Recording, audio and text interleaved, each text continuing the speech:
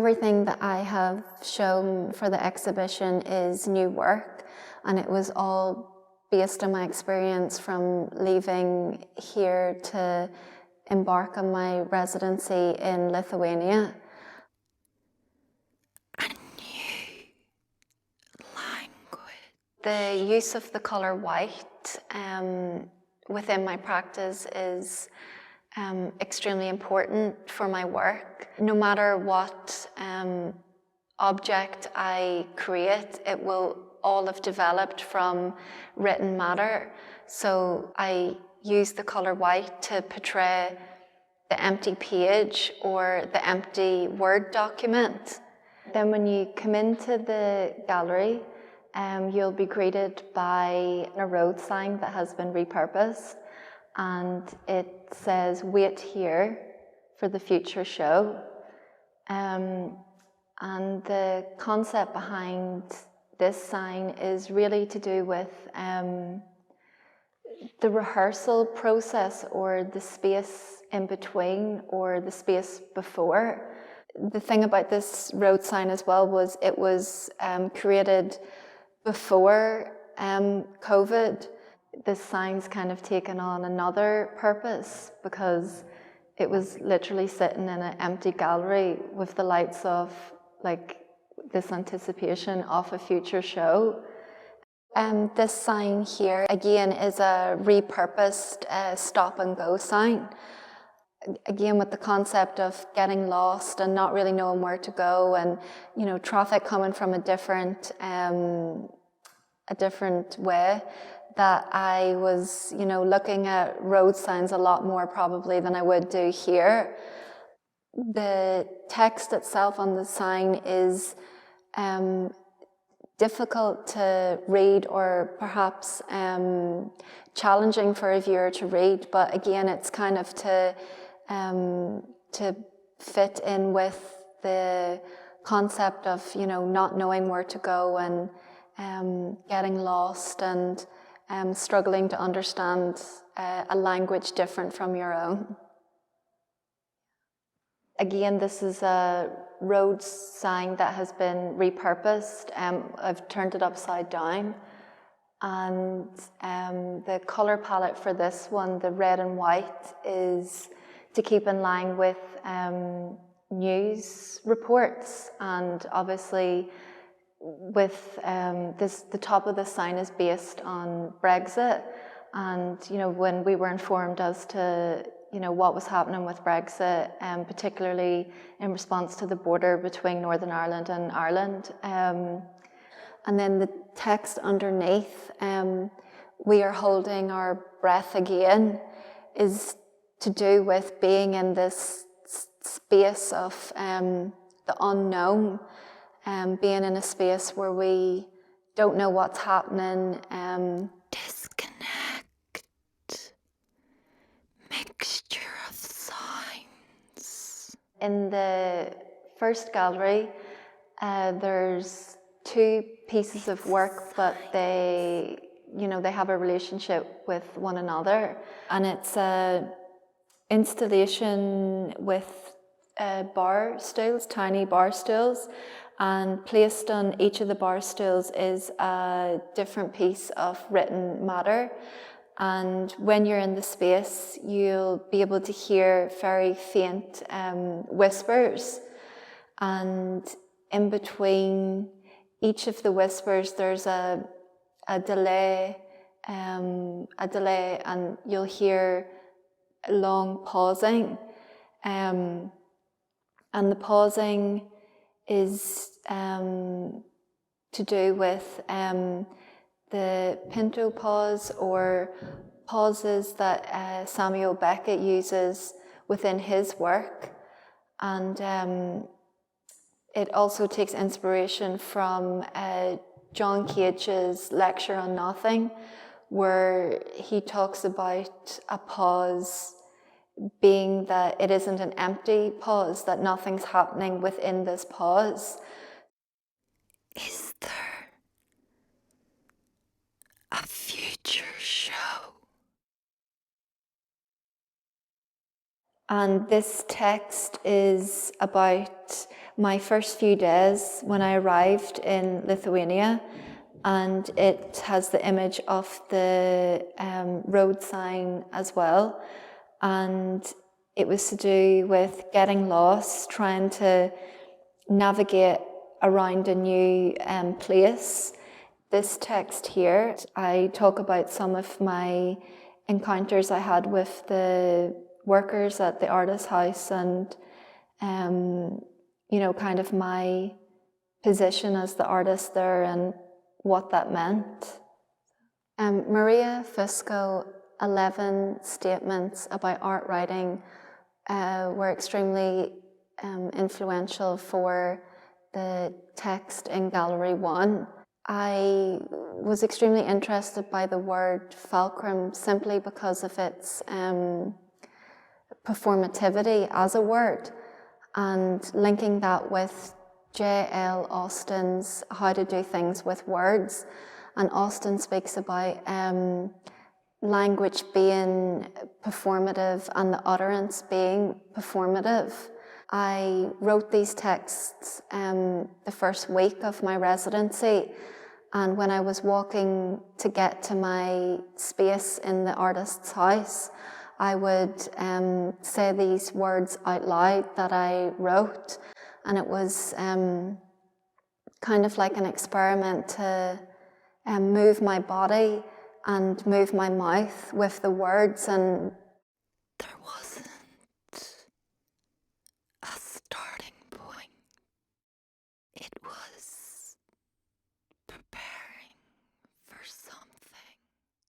The piece of work that I produced purely during the residency is a piece of writing which is sort of a short story, really, that is kind of capturing my experiences from when I did the travelling, but also interweaving new things that I discovered during the residency.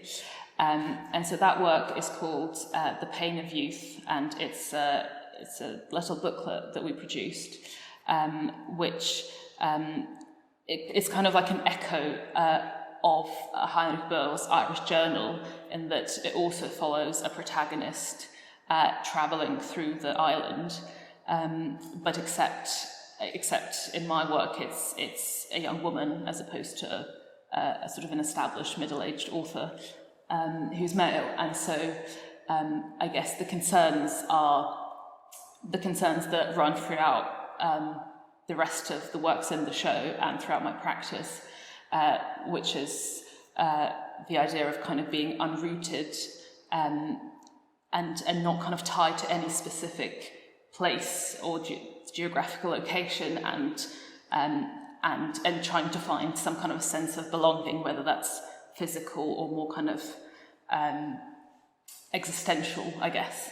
And with this particular work as well, I was kind of interested in, or I saw parallels between kind of the, I guess, Irish experience and Northern Irish experience and Lithuanian experience, in that issues surrounding movement and borders are very much, I think, part of our cultures. And so that was something that was interesting for me to kind of draw parallels with and think about.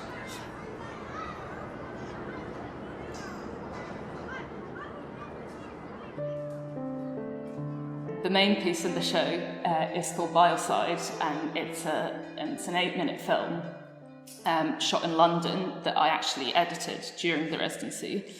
And it shows two Lithuanian sisters who meet in a top floor flat in London overlooking the river for the first time in many years. And it kind of follows the rekindling of their connection against this backdrop of this kind of idealized version of the city. And there, again, the themes of kind of exile versus belonging, or sort of how you relate to a place are also very much present, and so that kind of connects to to the piece of writing, and in fact the piece of writing picks up where the film ends, and that it's the most kind of narrative fiction film that I've probably made.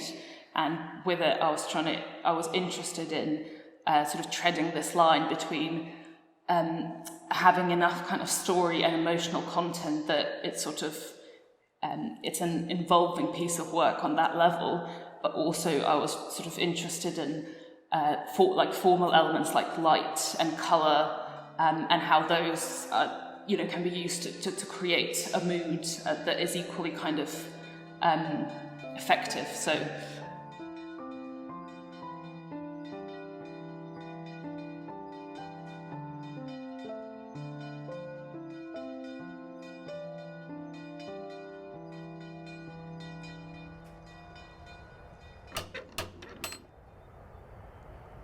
Radau savo seserį Londone, 8 aukšto bute su vaizdu į upę.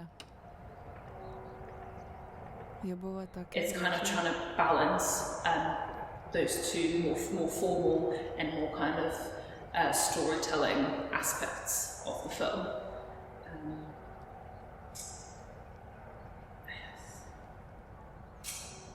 I think also generally what connects all the works in the show is this idea of movement, because they're all kind of set in different countries and different geographical landscapes, and they all have these kind of restless female characters that are on this kind of mission to make them their own.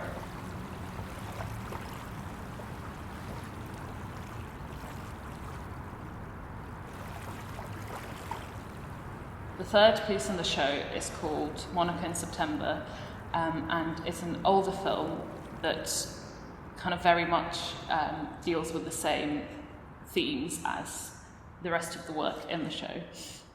And it's set in Canada, it's shot and set in Canada, and it follows Monica, who embodies different characters throughout the film, in kind of an exploration of, I guess, the course of a young woman's life, and the kind of the inspiration for the film are the short stories of the author Alice Munro, and what we did was we travelled to places of significance in her work, so to actual geographical locations like the town that she's from or where she lived, and kind of weaved our own personal, loosely scripted narratives with kind of themes and snippets of stories from her writing. And in doing so, the film became a combination of documentary elements and more kind of fictional narratives that are interwoven throughout the film. The film is loosely scripted in that it follows Monica at 3 different stages of her life, when she's a child, when she's a kind of a adolescent, and then when she's a young woman. And she is also always herself, so the same actress just sort of embodies those characters rather than sort of pretending to truly be them. So it's a kind of a play that the viewer is always aware that it's a kind of a enactment. We start the film by posing this question of how will we be? How will our lives be? What are the ways of being that are available to us? And by kind of examining this character of a girl and seeing her through her sort of from childhood to adolescence to adulthood, we are trying to sort of unpack those different modes of being. And so the film concludes with Monica leaving the characters that she's been playing throughout and actually addressing the camera as herself. And so the resolution of the film is that through exploring and embodying these different characters throughout, it ends up altering her own life and in a way giving her own voice at the end of the film. Fun fact is that we had to do a lot of this quite undercover, so there's scenes in Toronto Union Station, which is a massive big train station, that we'd sort of have to just sneak in and out and try and capture all these things. So it was a very kind of, whilst we were making a film, it was also very much like an experience in itself. So whilst the character was making these journeys, we were also making the journey. So I think that also is kind of captured in the film, and the line between kind of actual experience as it is documented and kind of a fictional scripted experience is very blurred and very close.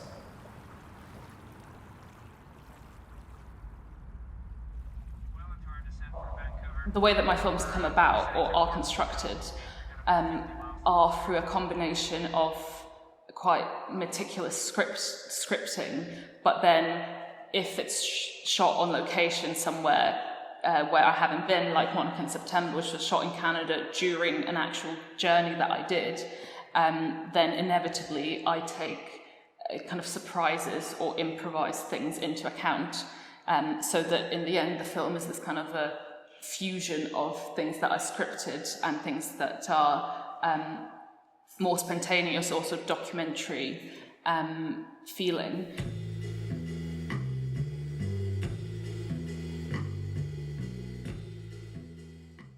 And for both the films in the show, I actually commissioned soundtracks from the artist and musician Anne, who I work very closely with in trying to sort of map out the sounds and the pacing for every kind of particular scene or moment in the film. And then I weave the music into a kind of more diegetic ambient sound that's inside the space or inside the film. So the way the films are graded, I spend quite a lot of time colour grading the films, and they tend to have a quite sort of pastel, soft palette, which I guess is a kind of a colour scheme that I've sort of worked out for myself over some years, and I guess is something that I think the films have quite a lyrical nature, and I think that's something that kind of carries that through. It was the process of looking away. I think my studio space was extremely helpful or aided this work, because it was a quiet space, and it was a space for reflection, and it was a space that was used for rehearsals, that it presented me with this like an environment to really think about making work, and thinking about making work for others to read or to activate. But overall, the residency program was a great experience for me, and an experience to learn more about my practice and how I make work as an artist.